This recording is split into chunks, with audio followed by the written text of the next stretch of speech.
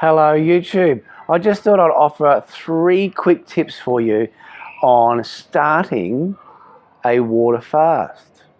I've done this a few times. I'm by no means an expert, and this is just something that's worked for me that I'd like to share with you. And really, it's on you to go and check out with a doctor if you've got any medical problems, whether or not you should or how you can continue to water fast or start to water fast.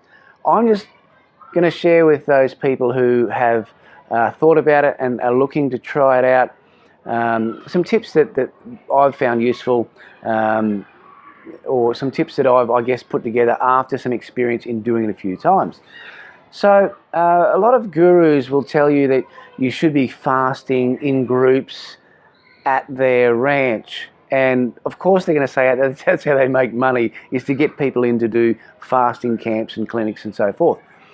It's not true. You don't need to be with a supportive environment, although that does help.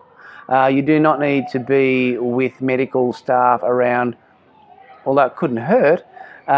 You can do this on your own in the comfort of your own home, but there's 3 tips I'm going to share with you now that will make it easier. Number 1. My recommendation is to start on a Thursday. Why a Thursday? Well, first of all, you want to keep that weekend clear. That's the time you're going to be really good friends with the bathroom in your house. So allow yourself a weekend, day 3 and 4, to, I guess, let the body cleanse itself. Thursday start will mean that you're going to be really hungry Thursday, but if you are at work, then hopefully time will pass a bit quicker. That's really difficult, that Thursday evening, that first day. Whatever day you choose to start, that first day is tough because you'll feel some twangs in your stomach. It's not actually hunger that you're feeling. What you're feeling is receptors in your body screaming out for the drugs that you're missing out on. Coffee, sugar, and so forth. So that's not a hunger. In the Western world, there's not too many of us that would be hungry, starving ourselves or fasting just for a few hours of a day. Come on to the next day, day 2, if it's going to be the Friday for you. I found the Friday works as my day 2 because then I'm, once again, using work to keep my mind off those receptors, those cravings. Not necessarily food, but most likely food-like substances that we are actually craving.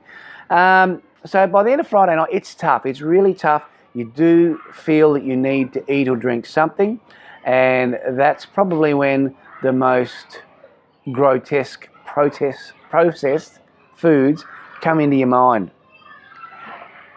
I won't go through what they are for me. They might be different for you. But yes, Friday's tough. Come Saturday and you're really going to have maybe some pains in your stomach. You're going to start to move through your digestive system, anything that's left. So what I have done to quicken that process is on the Friday night, drink some water that's also got some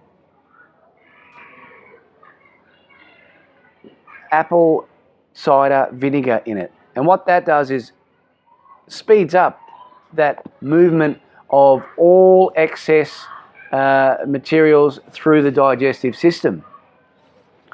So I found that handy. You might not want to do that, but you might find that if you do, on the Saturday morning or day 3 when you wake up, if it hasn't happened already that you get the call, you're going to start feeling over the next few hours as you wake up, and you might want to try another water with apple cider vinegar in it. Things will really start moving.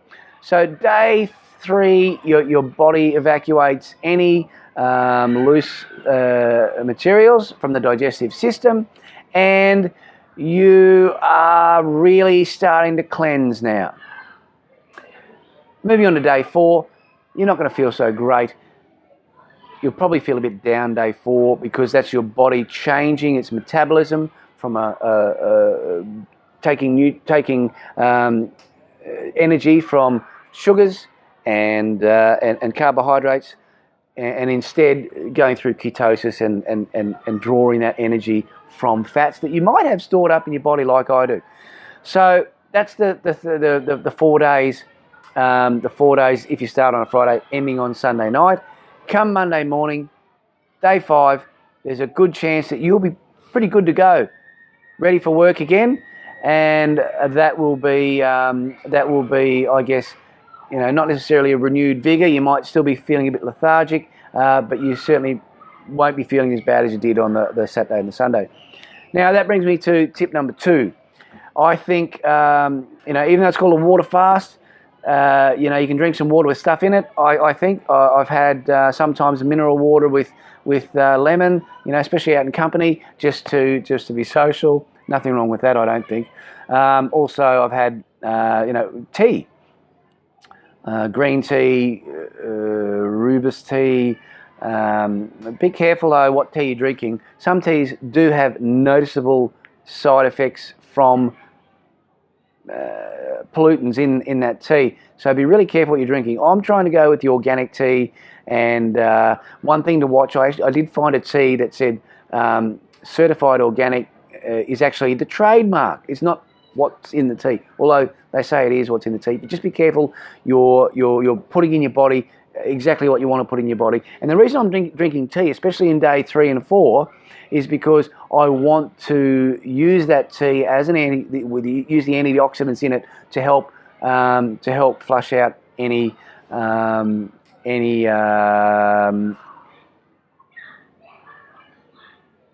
pollutants, any particles, any toxins. That's what we're talking about, getting all those toxins out of your body on day 3 and 4. This is where it helps to have a supportive environment too. Be careful with your partner in this particular time, you know, because you've got so much toxins running through your body.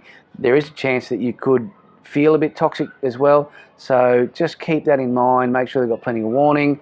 Roommates or whatever it is that you're with and around, you know, there's a good chance that you'll not only be toxic in the body, but toxic in the mind. So Saturday, Sunday especially, Sunday, be careful what you say. Tip 3, another thing I've been drinking instead of just water is coconut water after day 5, just to replenish some lost electrolytes.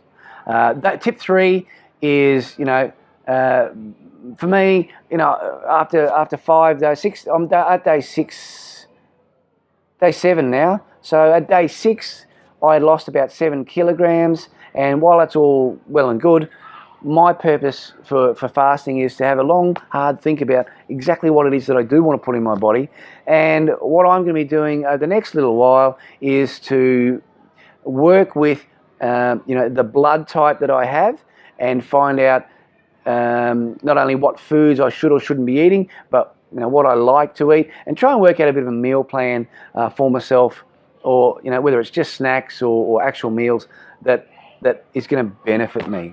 Rather than the processed crap that I have been eating.